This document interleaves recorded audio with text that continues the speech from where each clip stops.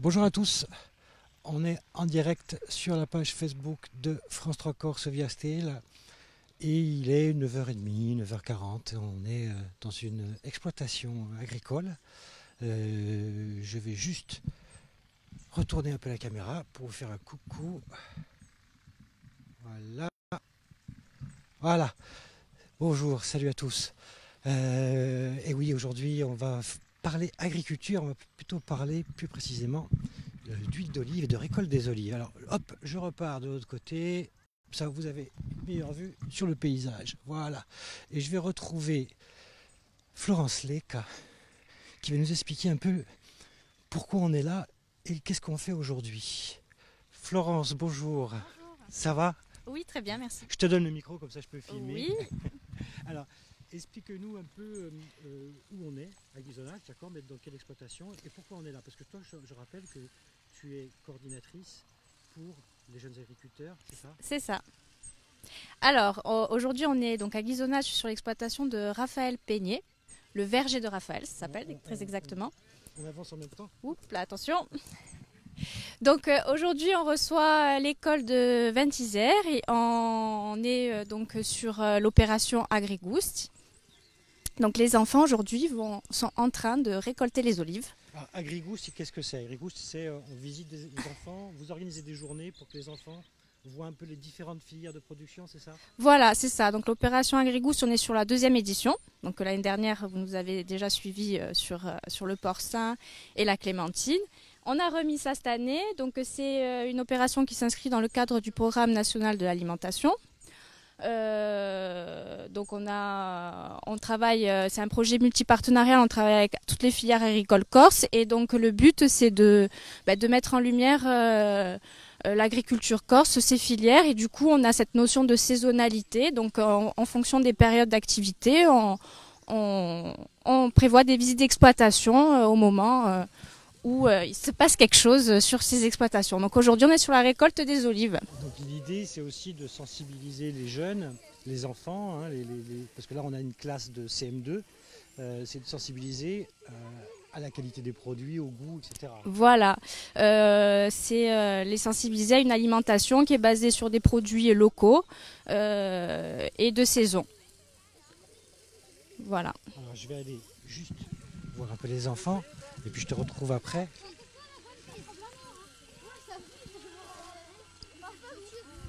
Moi, je pense que c'est bien qu'ils essayent, hein, que chaque enfant puisse se rendre compte de ce que ça représente. Je trouve que c'est bien.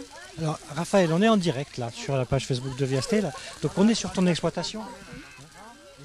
Exploitation où tu as une activité, j'allais dire, multiple, parce que tu fais à la fois des olives et aussi de la noisette. Alors voilà, je cultive des olives, des oliviers, des noisetiers, des figuiers aussi.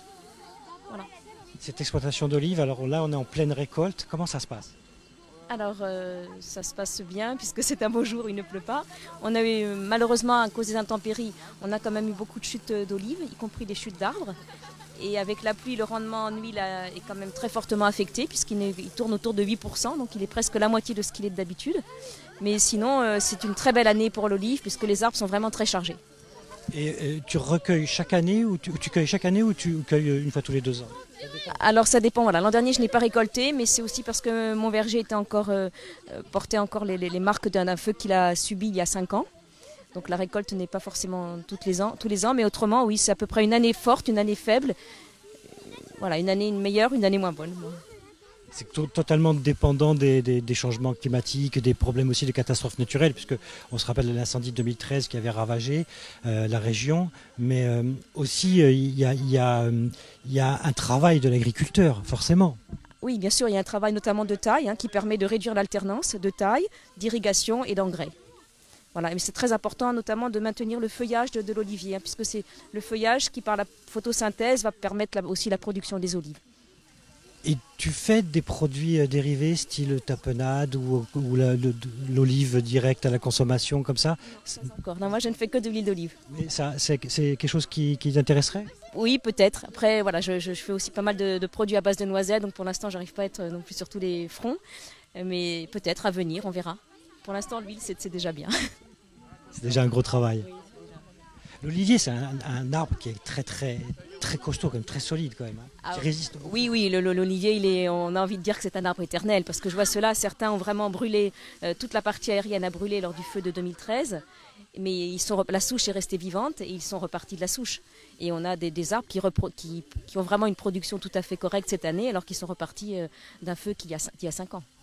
Et c'est intéressant pour toi, justement, de sensibiliser les jeunes générations comme ça? Ah oui, je crois que c'est fondamental que les enfants aient conscience de ce qu'ils mangent, de la production que ça représente, du travail que ça représente, du fait d'être dehors et de toucher, de sentir, qu'ils aient eux-mêmes un peigne dans les mains. Je trouve que c'est important parce que ce n'est pas juste on le voit, c'est on le fait.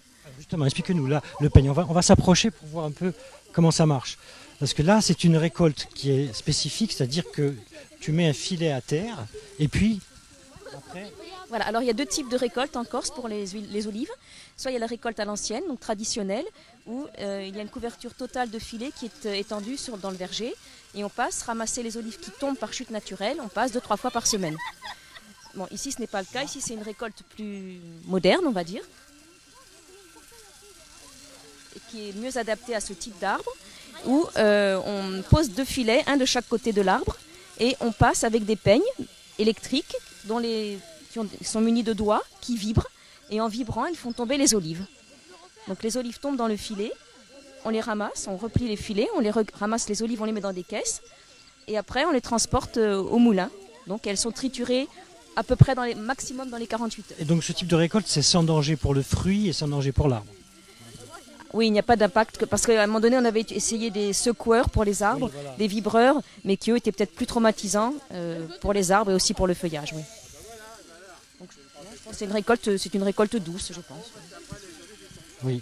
Et donc, alors, une fois qu'on a récolté les olives là, d'ailleurs, ce qu'on va faire tout à l'heure, hein, on va vous suivre. Hein. Les olives sont ici, on les récolte et après, on les amène. Après, donc, on les met en caisse, dans ces caisses rouges là-bas. Il y a un tracteur qui suit le chantier avec des grandes caisses, donc des palox. Donc on vide les petites caisses rouges dans les palox et ensuite les palox sont transportés jusqu'au moulin qui est à Prunette, donc à 50 km. C'est le moulin qui produit l'huile. C'est le moulin de José Rioli qui produit l'huile. Et après donc on passe à la vente directe. Alors après José récupère cette huile, la met dans des cuves qui sont à mon nom, donc c'est l'huile de mes olives. Et je récupère la cuve quand elle est pleine. Je dois attendre que l'huile décante. Ensuite, il y a des jurys, l'huile doit repasser chaque année l'agrément pour être en AOP, huile d'olive de Corse. Donc il y a d'abord une analyse chimique. Si l'analyse est correcte, il y a un jury de dégustation qui indique que cette huile correspond bien aux critères de l'AOP Olio Ligure. Parce qu'on rappelle qu'il y a une AOP pour l'huile d'olive.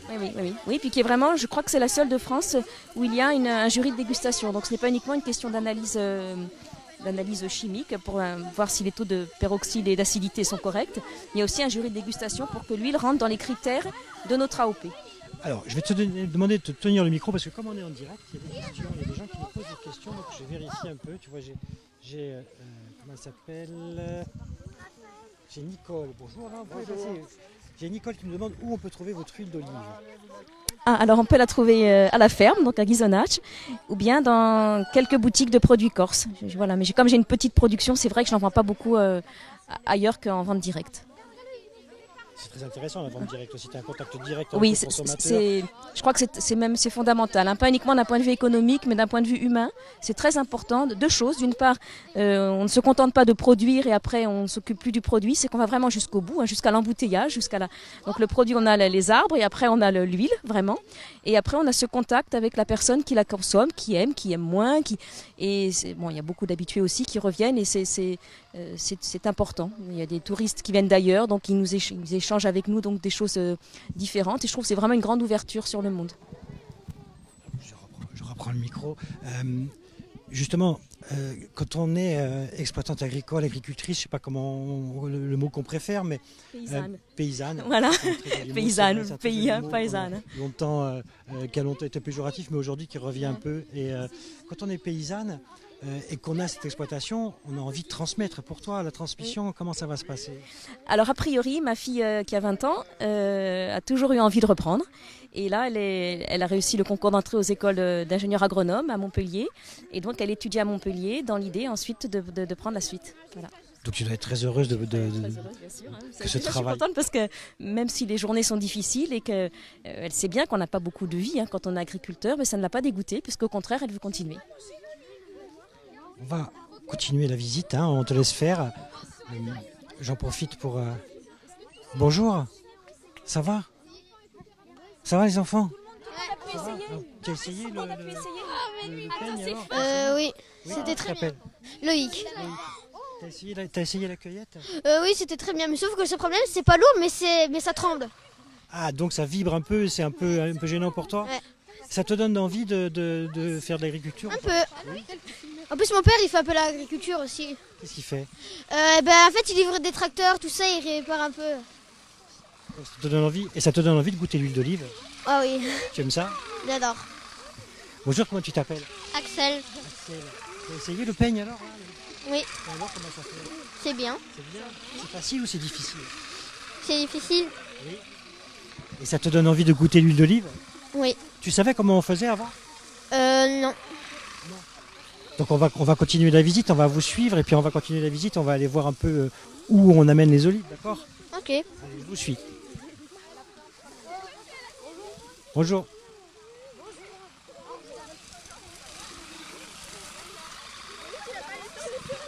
On va continuer, je vais aller voir Angélica. Angélica, c'est à toi. Je te donne le micro. Donc, tu es un peu l'initiatrice de la journée? Je suis initiatrice de la journée. Je travaille pour le point accueil installation, donc de Haute-Corse. Je suis à la base des vocations justement, donc les jeunes qui sont intéressés viennent me voir pour pouvoir s'installer plus tard. On les suit bien sûr. Et donc c'est bien de pouvoir donner envie aux jeunes de se lancer dans l'agriculture. Bon alors c'est un peu jeune, mais ça leur fait découvrir une filière parmi d'autres. Ouais, là, en plus, tu les prends très tôt pour donner la vocation. Hein. Alors, on va un peu sur le fruit, là, parce qu'il est très très beau. Ouais. On a des beaux fruits. Oui, non, c'est tôt, c'est plus pour connaître. C'est vraiment pour leur faire connaître quelque chose qu'ils n'ont pas l'habitude de côtoyer. On va dire qu'il y a un double objectif, c'est à la fois des sensibiliser au goût, aux produits, etc. et aussi les sensibiliser à la profession. Exactement, c'est leur montrer qu'il y a aussi d'autres choses que les cours en classe, quoi. Et alors attends, je vais juste filmer. Alors, là on voit bien la cueillette qui s'est faite hein, dans ces caisses. Et les fruits qui sont très très beaux. Bonjour. Bonjour. Et les filets qui sont par terre. Alors, tu constates, puisque tu aides les jeunes agriculteurs à s'installer en gros. Hein, oui, c'est ça. Hein. Ouais. Et est-ce que tu constates beaucoup de vocations aujourd'hui? Est-ce que tu retrouves qu'il y a chez les jeunes des envies de reprendre l'agriculture en main, de s'installer comme agriculteur? Oui, effectivement. Bon, y a quand même pas mal de jeunes qui se lancent dans l'agriculture. On fait quand même pas mal d'installations. C'est surtout il y a des filières privilégiées pour les jeunes ou pas? Où on passe de la charcuterie à l'olive ou à... Oui, voilà, c'est assez varié. Bon, ce qui se retrouve beaucoup actuellement, c'est l'apiculture. Ces temps-ci, on fait beaucoup d'installations en apiculture. Après, les filières principales sont surtout le végétal. Hein, surtout ce qui est donc arboriculture, oléiculture. C'est des filières tendances. D'accord. Hop, je reprends le micro et je te laisse aller vers les... La prochaine journée, ça sera quand alors? Tu sais à peu près? Oui, alors elle est prévue le 11 décembre, c'est avec l'école de Santa Maria Poggio. Et on sera sur une exploitation en clémentine. D'accord. Voilà. Ok, très bien, merci. Alors comment s'appelle l'institutrice? C'est Madame Sarda. Ah, Madame Sarda. Madame Sarda, bonjour. Oui, bonjour. Vous êtes l'institutrice? Voilà, Madame c'est ça, Sarda. c'est moi. C'est important pour vous de sensibiliser, ces journées, de sensibiliser les enfants? C'est très très important parce que les enfants vivent à côté de vergers et en fait ils n'en ont même pas connaissance. Donc c'est un moment très privilégié pour eux. Et le fait de partager ça avec des camarades éveille encore plus leur curiosité. Ils sont ensemble et ils s'intéressent. Et après, vous leur demandez un petit travail après la visite, vous leur demandez de rendre un peu compte de ce qu'ils ont vu. Ah oui, toute cette journée va être exploitée au niveau pédagogique, hein, on va en parler, hein, ça va être l'objet d'un débat oral et puis après il y aura des recherches documentaires sur comment on exploite, aussi au niveau scientifique de la croissance, hein, de l'arbre, de l'être donc naturel qu'est l'arbre et puis toutes les étapes depuis la croissance jusqu'à l'exploitation par la société. Et vous constatez chez eux un intérêt par rapport à toutes ces filières, à l'agriculture, aux produits, au goût aussi? Ah oui, ça les touche énormément, hein. Il y a déjà au niveau national un effort qui a été fait pour éduquer les enfants, pour leur montrer l'importance de l'équilibre alimentaire et le fait que chez nous il y ait tous ces produits-là, eh bien cette proximité fait que ça les intéresse encore plus. Bah, merci beaucoup, je vous laisse continuer la visite. Merci. Monsieur, vous tremblez quand vous tenez les... Eh oui, on tremble un peu, tu sais, je tiens les deux appareils. Voilà, on va laisser les enfants continuer la visite et puis nous on va se quitter, on va se retrouver très bientôt avec Yann Bénard que je salue qui ne pouvait pas venir aujourd'hui et voilà, et on va laisser un peu ce travail se terminer et je vous dis à très bientôt et les enfants vont continuer leur visite. Voilà les produits, vraiment c'est très très beau. Ciao les amis et ne lâchez rien.